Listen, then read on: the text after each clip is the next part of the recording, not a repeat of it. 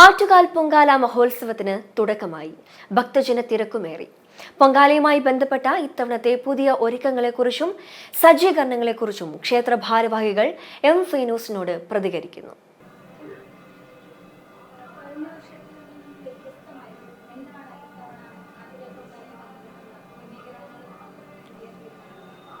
ക്രമീകരണങ്ങളിലെ വ്യത്യസ്തത നമ്മൾ കൃത്യമായിട്ടും തുടങ്ങേണ്ട സമയത്ത് ഞങ്ങളുടെ ഉത്സവ കമ്മിറ്റി തുടങ്ങി. ഒരു 5 മാസം മുമ്പെയാണ് ഉത്സവ കമ്മിറ്റി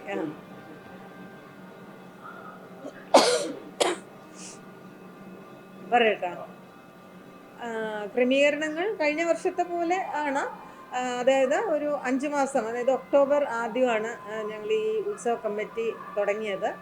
ഇവിടുത്തെ ട്രസ്റ്റിലെ അംഗങ്ങളും അതുപോലെ പ്രാദേശികമായിട്ടുള്ള പുരുഷന്മാരും ചേർന്ന് 132 പേരടങ്ങുന്ന ഒരു ഉത്സവ കമ്മിറ്റി രൂപീകരിക്കും.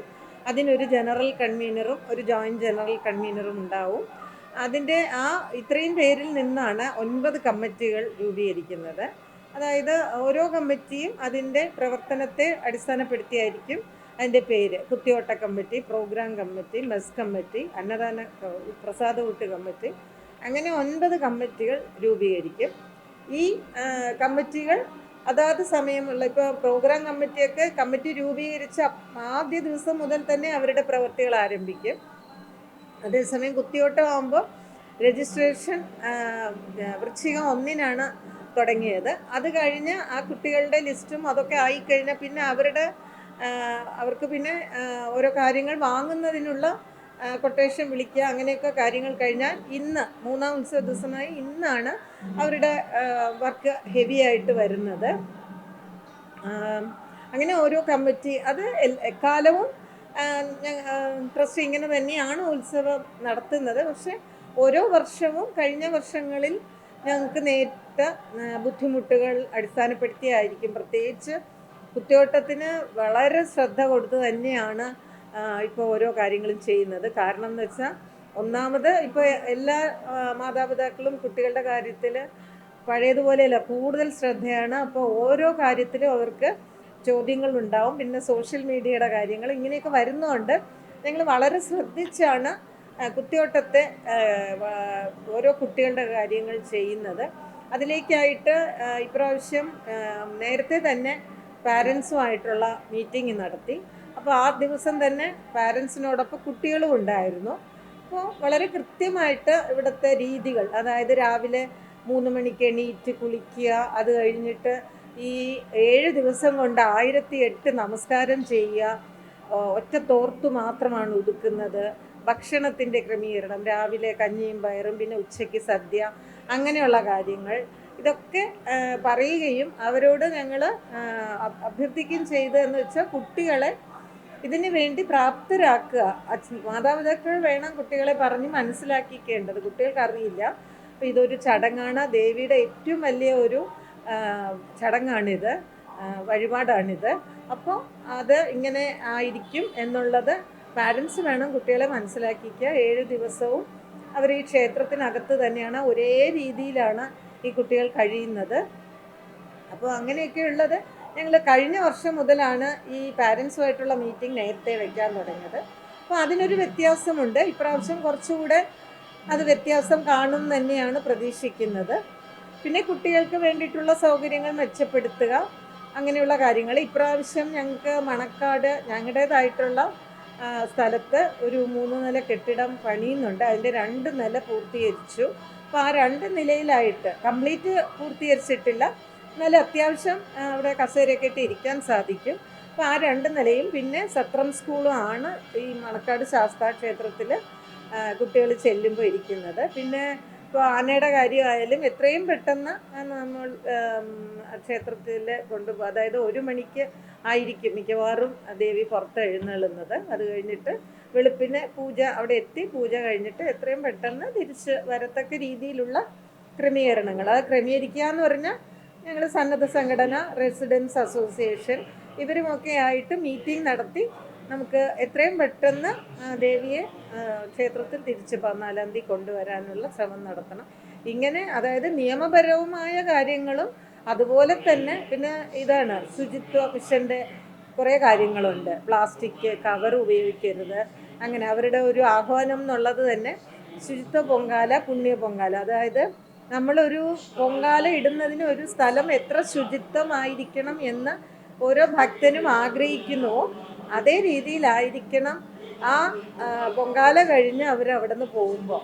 അടുപ്പും ചാമ്പലും അല്ലാതെ അതിന് ചുറ്റും പ്ലാസ്റ്റിക് കുപ്പികൾ, കവറ്, അത് പേപ്പറുകൾ, ഇതൊന്നും ഉപേക്ഷിക്കാതെ പോകണം എന്നുള്ളൊരു ആഹ്വാനവും ശുചിത്വ മിഷൻ വഴി ഞങ്ങളും ആവശ്യമായ അറിവ് ജനങ്ങളിൽ പകരുന്നുണ്ട്. ഇങ്ങനെ പിന്നെ എടുത്തു പറയേണ്ട കാര്യം, ഗവൺമെൻറ്റിൻ്റെ വളരെ സപ്പോർട്ടുണ്ട്.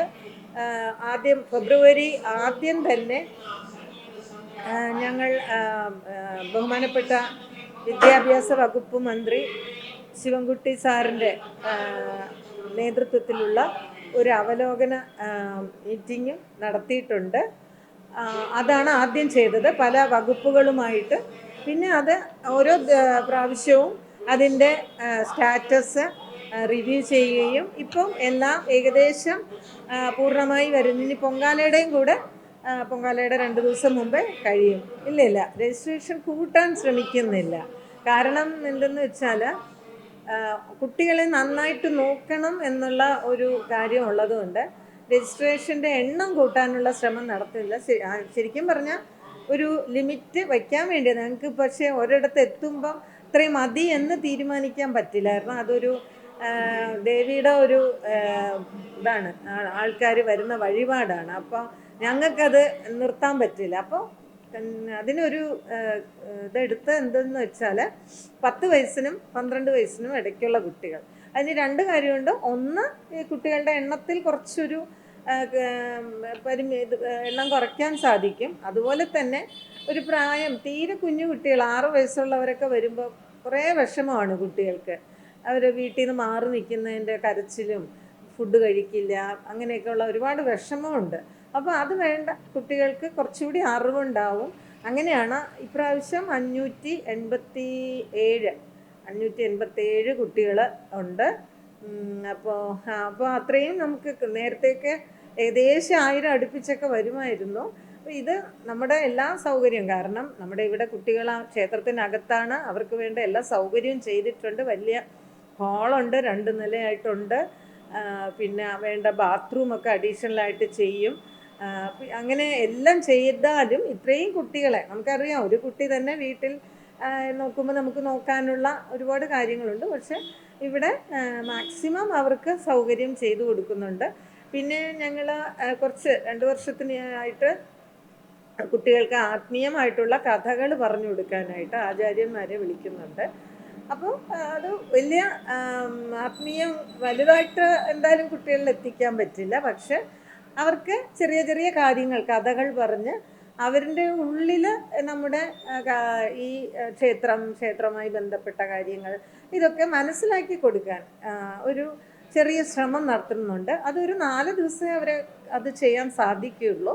എങ്കിലും പല കുട്ടികളും ഇപ്പോൾ കീർത്തനമൊക്കെ ഒരു 4 പേര് ചൊല്ലിക്കൊടുത്താൽ അവർ 4-ാം ദിവസമൊക്കെ കാണാതെയൊക്കെ പറയാൻ ശ്രമിക്കും. ചിലർക്ക് അറിയാം, ചിലർ വളരെ നന്നായിട്ട് പറയും. അപ്പം ഇതൊക്കെ നമുക്ക് ഇപ്പോഴത്തെ കാലഘട്ടത്തിൽ കുട്ടികളിൽ വ്യത്യാസം ഒന്നുകൂടെ നമുക്കത് വീണ്ടും പഴയ ഒരു രീതിയിലോട്ട് ഇവരിൽ ഈ വിശ്വാസം, ദൈവവിശ്വാസം എന്ന് പറയുന്നത് ആവശ്യമായ ഒരു കാര്യമാണ്.